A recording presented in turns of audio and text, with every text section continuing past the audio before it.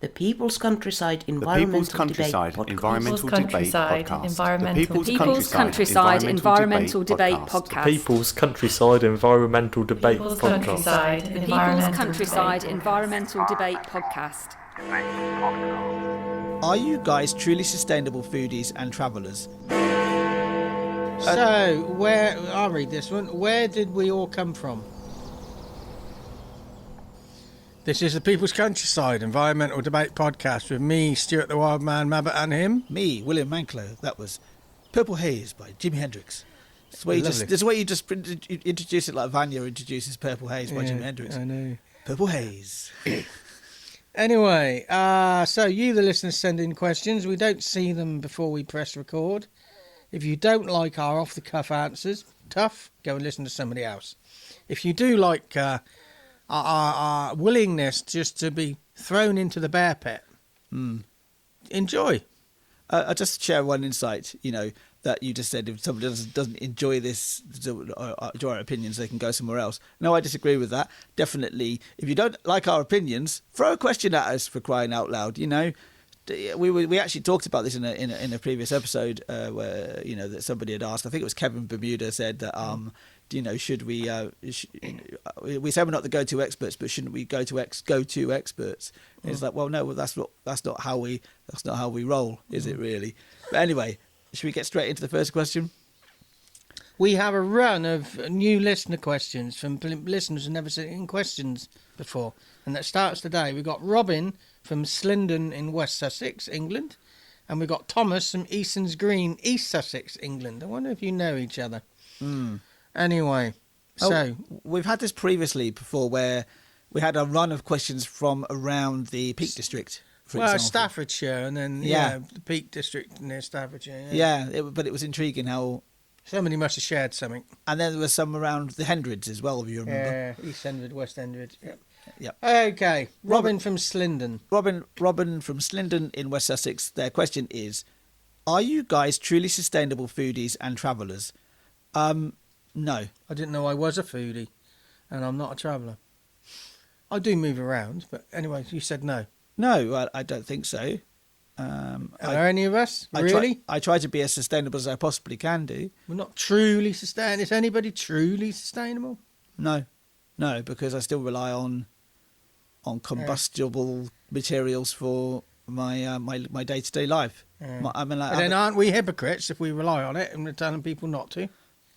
We're locked into the system. Oh, you go and do something else then. Yes, but I would challenge that by saying we've never been two people who preach like that. No. We talk about it from a practical, realistic, and honest point of view, and often cold point of view, cold viewpoint. I didn't know I was a foodie. I'm not a foodie. I don't see food as fuel, but I do in a way. I'm not as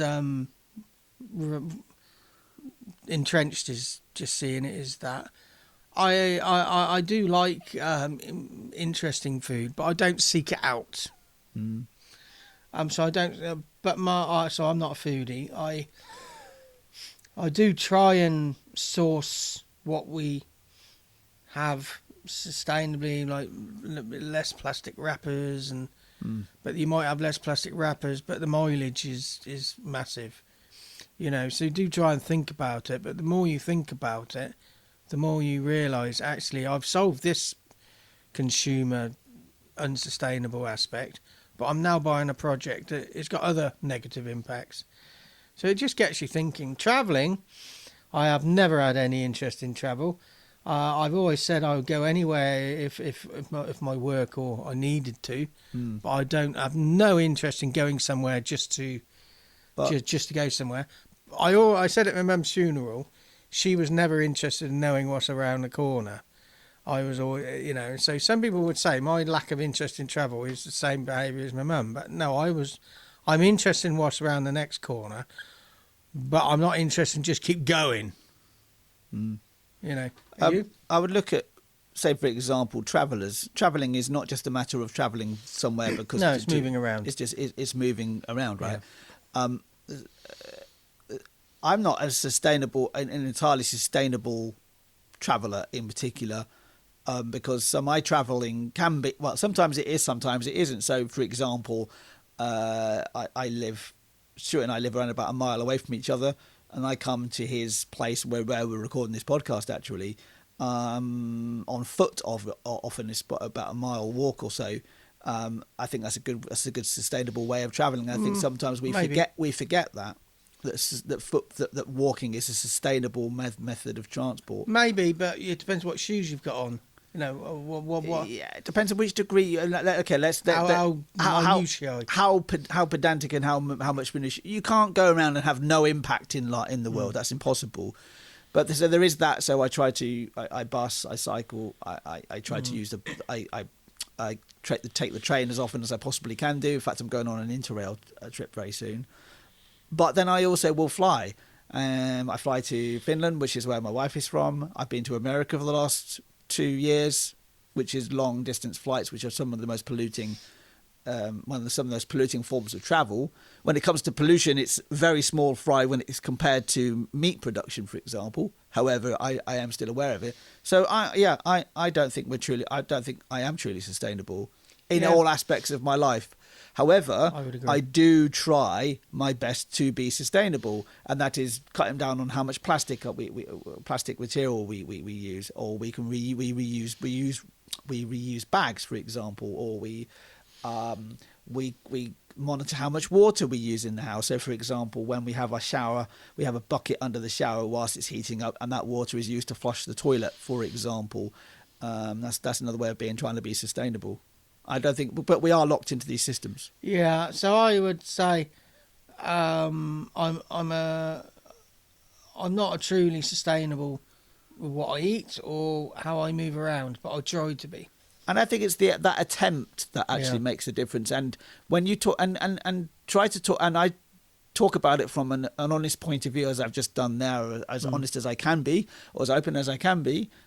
Because I can't think of absolutely everything, but I do try to think. I do like to think that if I behave in a certain way and I talk about it to my friends and people around me, it may actually get them to think about what they're doing in a slightly different way as well. So, next question, Thomas from Easons Green, East Sussex, England. Both of these on the south coast. Yeah, I wonder how close they are to each other. Who knows? They could know each other. Yeah. So, I'll read this one. Where did we all come from? We all came from we have a process of processes. We've got common ancestry that comes from I think 7 women that came across from the African continent to what is now Yemen, I believe. Do you reckon they're members of the WI, Women's Institute? I think they were. Yeah, Founder members.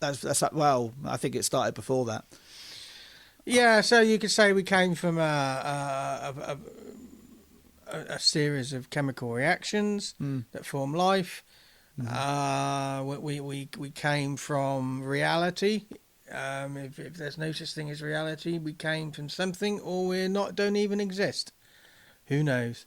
So we all came from a series of undefinable and understood processes. That was chemical process. Yeah, that's how I see it. I'm a realist. To see everything as reality. Reality is real in so many ways. It is what it is, right? And it's our perception of reality that kind of makes everything seem a bit surreal. Yep. Not much else to say about that question. Not really. But thanks for your question, Thomas, and send another question in.